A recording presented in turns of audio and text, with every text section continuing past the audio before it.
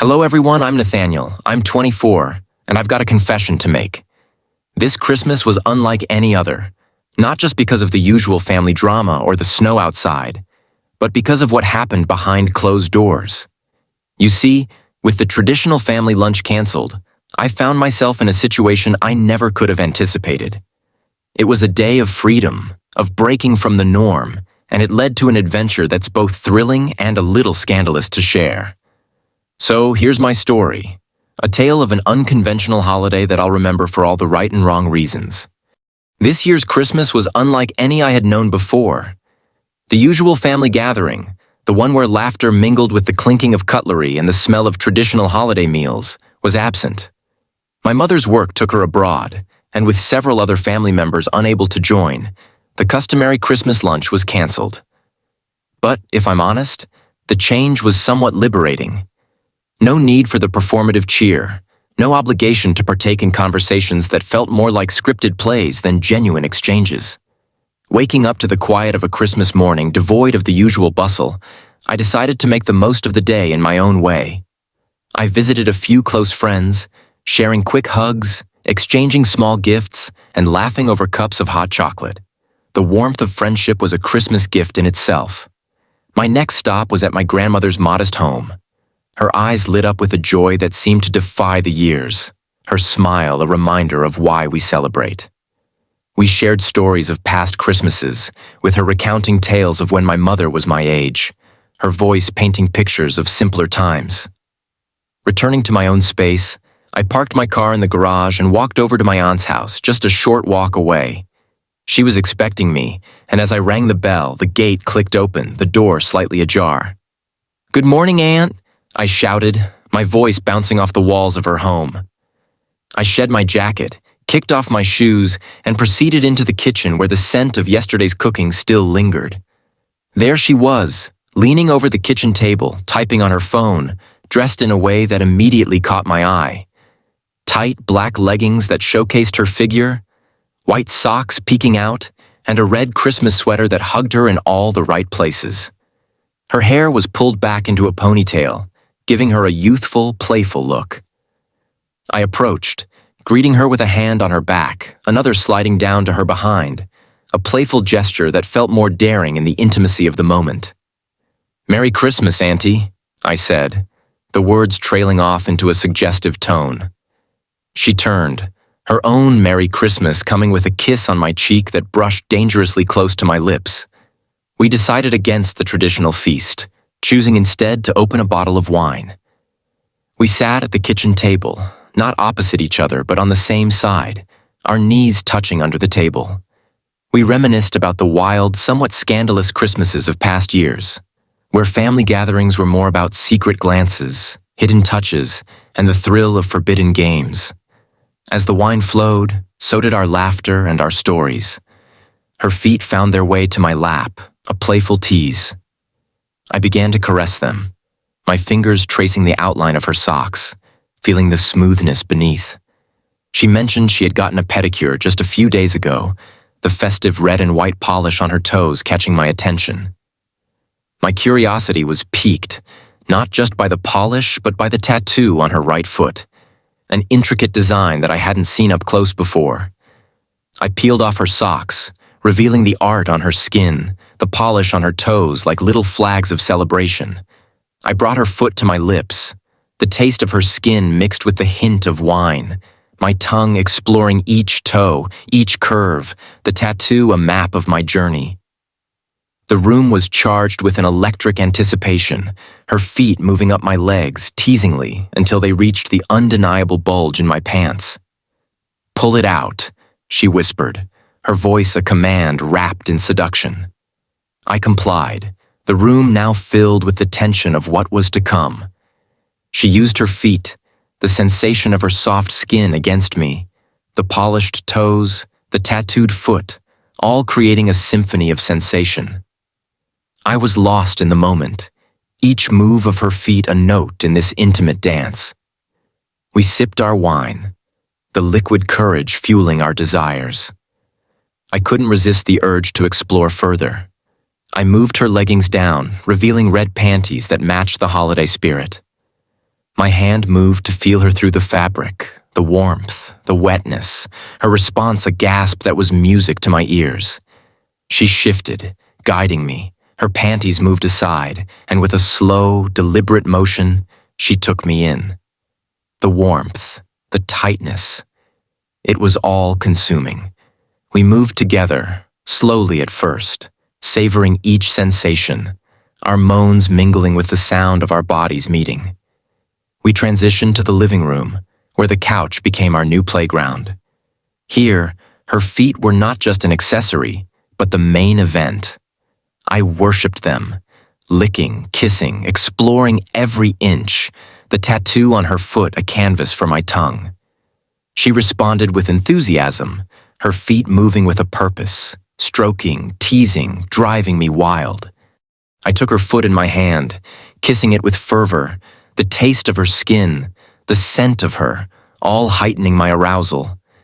She positioned herself, her feet working in tandem, her toes, her arches, her soles, all engaging with me in a way that was both tender and relentless.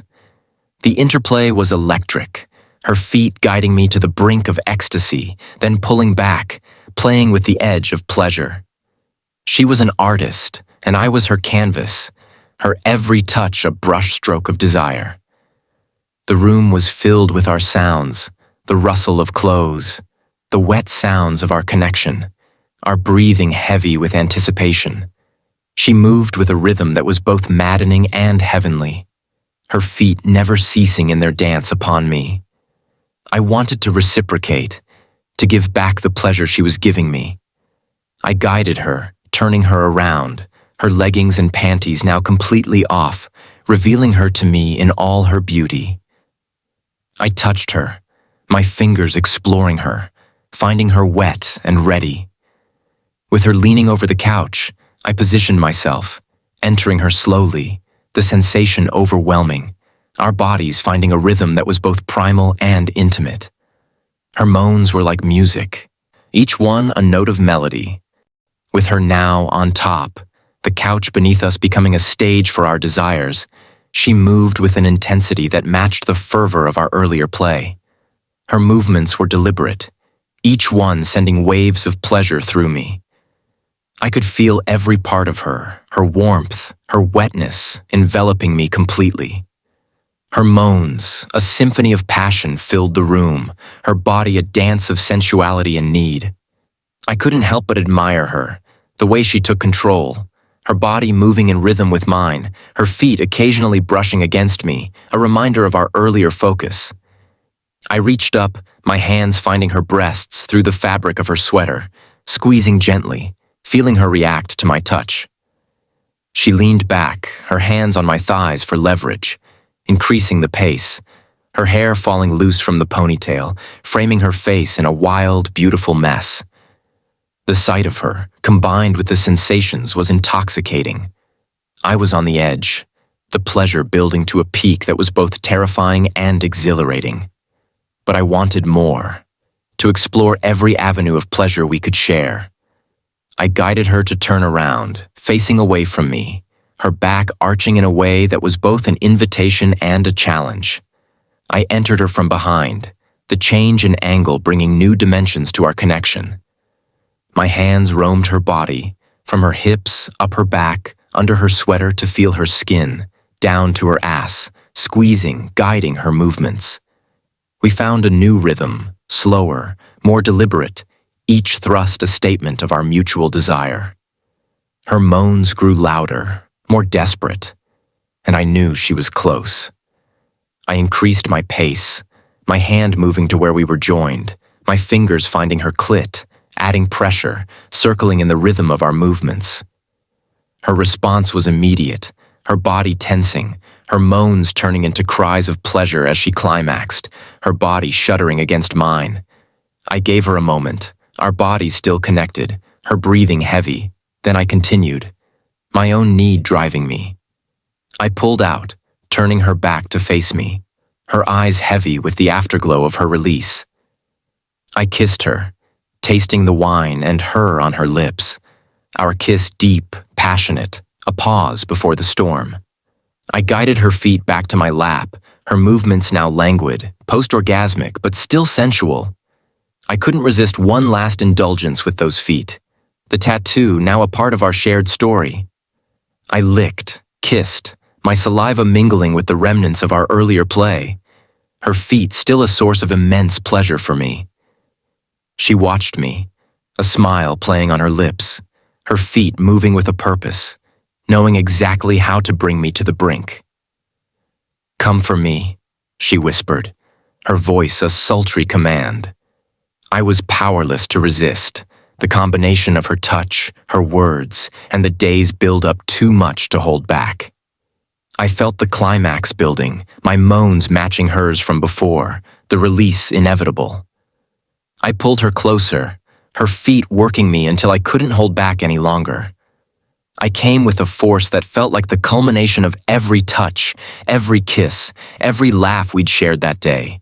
My cum painting her feet, her tattoo, a visual of our shared ecstasy. We stayed like that for a moment, both of us catching our breath, the room silent except for our heavy breathing. Then she moved, her feet sliding off me, a giggle escaping her as she looked down at the mess we'd made. We laughed together, the tension of the moment dissipating into something light, something shared. I helped her up, and we moved to the bathroom, where the warm water of the shower washed away the physical traces of our intimacy.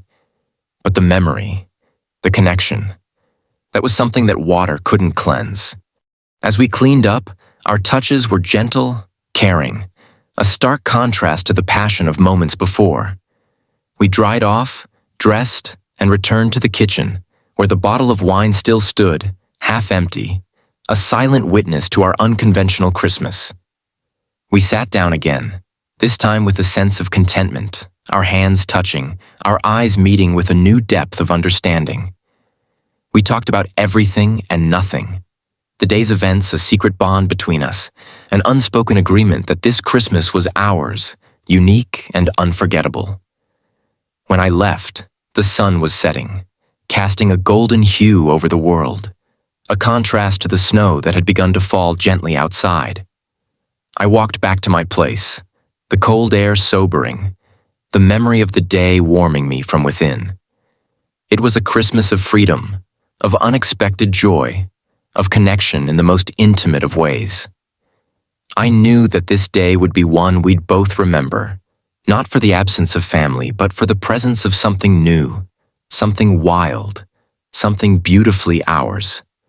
And as I lay in bed that night, the sounds of Christmas carols from a distant radio fading into the night, I realized that sometimes the best traditions are the ones we break, the ones that allow us to find joy in the most unexpected places.